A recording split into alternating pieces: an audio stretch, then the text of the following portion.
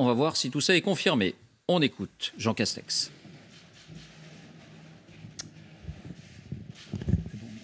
Bien, mesdames et messieurs, mes chers concitoyens, à la suite du Conseil de défense sanitaire qui s'est tenu ce matin sous l'autorité du Président de la République, je veux ce soir partager avec vous un nouveau point de situation sur l'évolution de l'épidémie qui frappe notre pays et faire un bilan des mesures que je vous avais annoncées le 27 décembre dernier, que nous avons mises en place pour une durée initiale de 3 semaines qui s'achève donc dimanche prochain.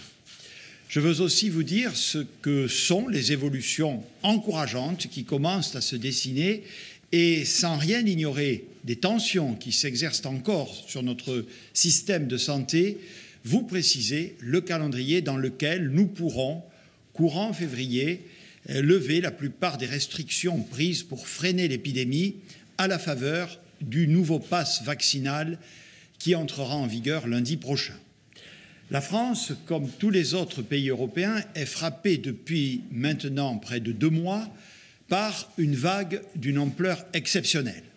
Exceptionnelle parce qu'elle est alimentée par le cumul de 2 variants, Delta et Omicron, qui se sont non seulement succédés, mais en fait additionnés depuis la fin de l'année dernière. Exceptionnelle surtout en raison de l'extrême contagiosité du variant Omicron, dont on sait qu'il a déjà touché plus de 5 millions d'entre nous et probablement au moins le double si on ajoute le nombre estimé de ceux qui ne sont pas allés se faire tester, faute de symptômes notables. Oui, notre pays traverse depuis quelques semaines une phase difficile. D'abord à l'hôpital, où la tension reste forte, même si la mobilisation remarquable de nos soignants a permis jusqu'à présent de faire face chaque jour à des arrivées toujours importantes de malades. Mais également dans notre vie quotidienne, avec le nombre spectaculaire des contaminations dues au variant Omicron. Peu de familles ont été épargnées, avec tout ce que cela occasionne en termes de tests à réaliser pour les proches, de contraintes, d'isolement pour les malades et bien sûr d'angoisse quand des symptômes importants apparaissent. Cette vague exceptionnelle n'est pas terminée. Mais je crois pouvoir vous dire que la situation commence à évoluer plus favorablement. La première évolution positive est que la vague liée au variant Delta est partout en net reflux. C'est très important car vous savez que ce variant Delta était plus dangereux que les variants précédents. Depuis une semaine, le nombre des malades en réanimation se réduit enfin légèrement. Et cette baisse devrait se prolonger à mesure que le variant Delta poursuivra sa décrue. La deuxième nouvelle encourageante est que la vague provoquée par le variant Omicron commence à marquer le pas dans les régions où ce variant avait frappé en premier à la fin décembre. C'est en particulier le cas en Île-de-France où la décrue est maintenant engagée.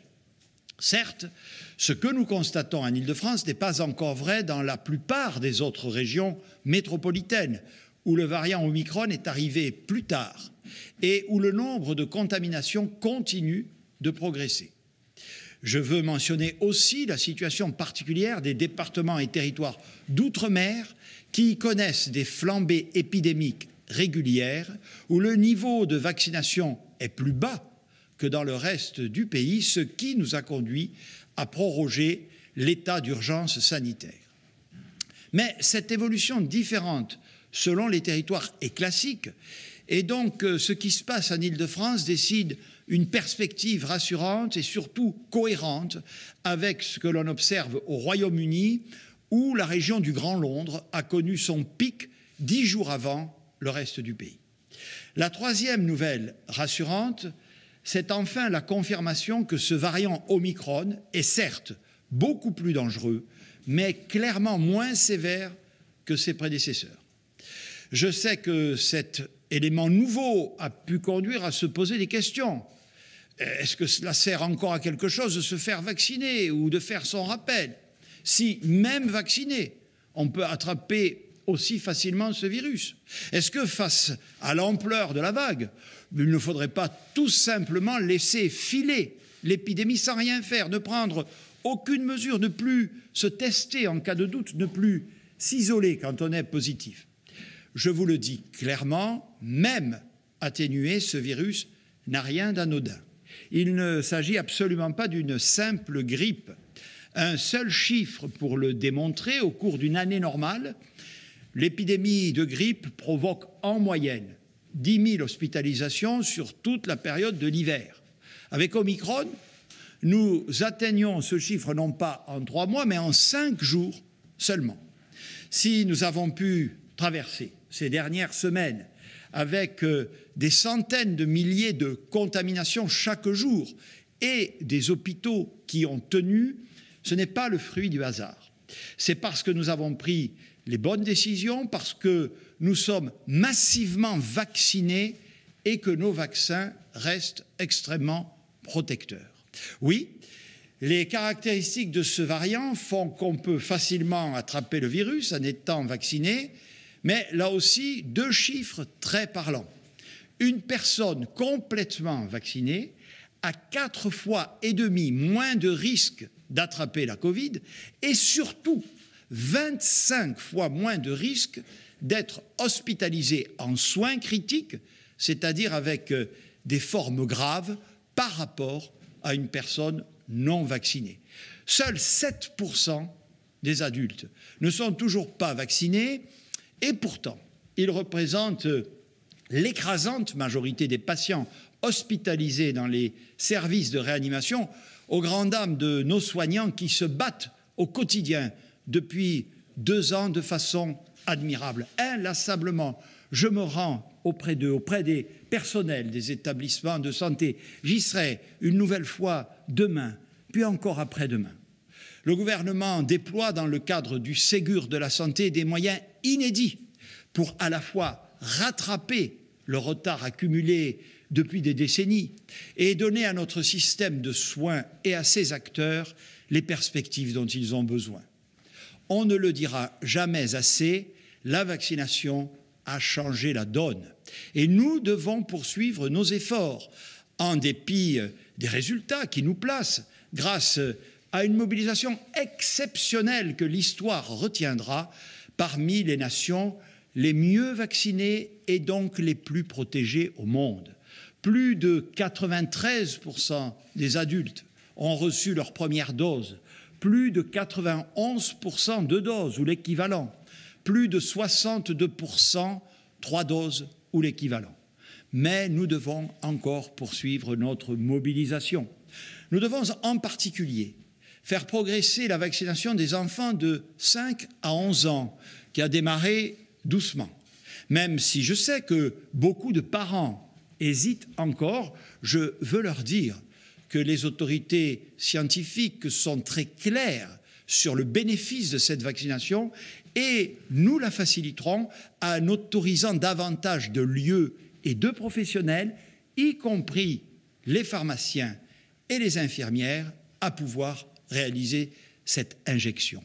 Pour les 12-17 ans, l'ouverture du rappel a été décidée pour ceux qui sont atteints de pathologies chroniques.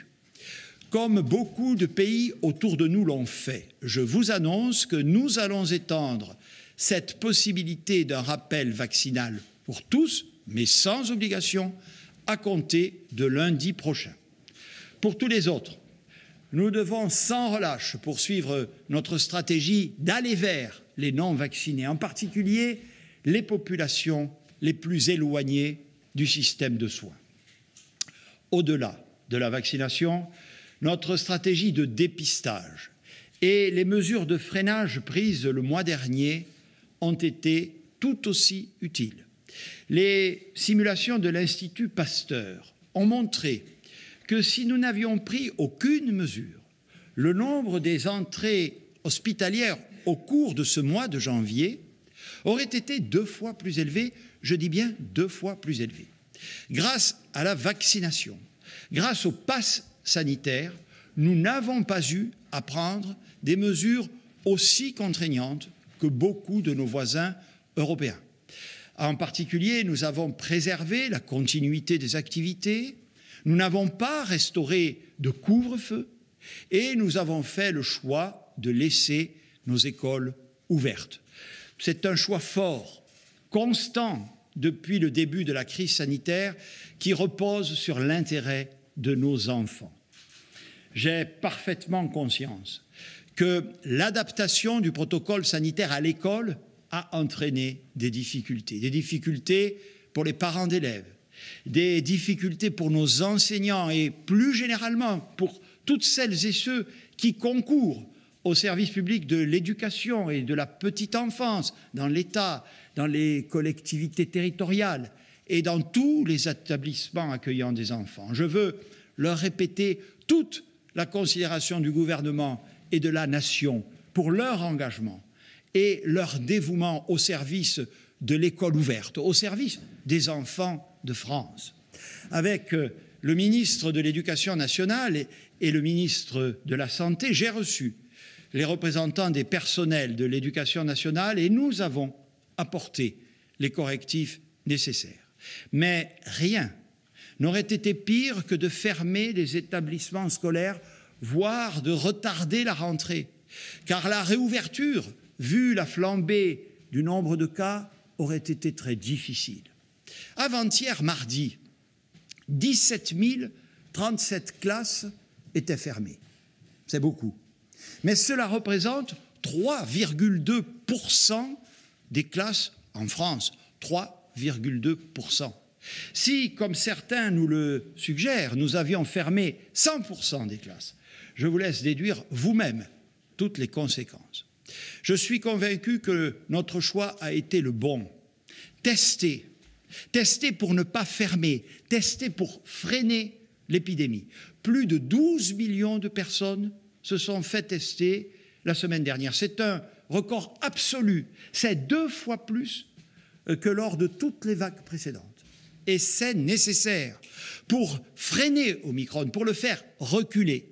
Il faut d'abord que les personnes contaminées le sachent et s'isolent pour ne pas diffuser le virus davantage encore. C'est la base de la lutte contre toute épidémie.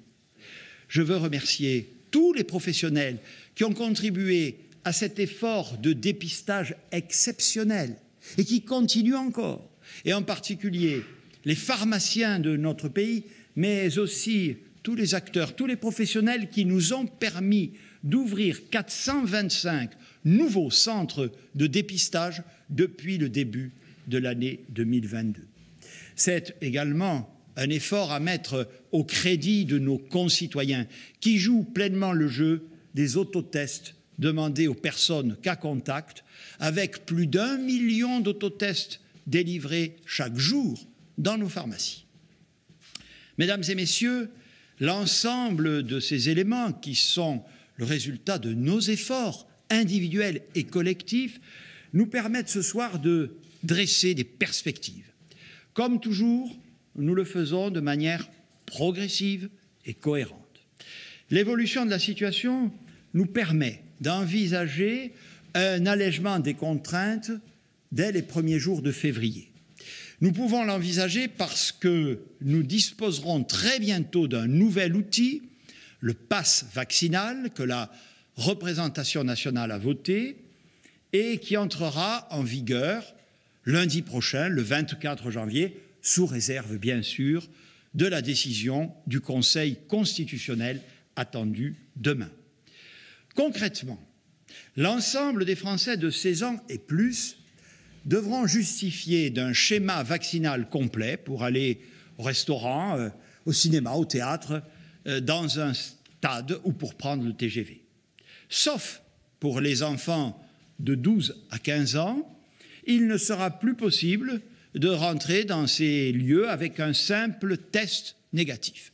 Seules les visites dans les hôpitaux, maisons de retraite ou autres établissements médico-sociaux pourront rester accessibles avec un test, comme c'est déjà le cas aujourd'hui.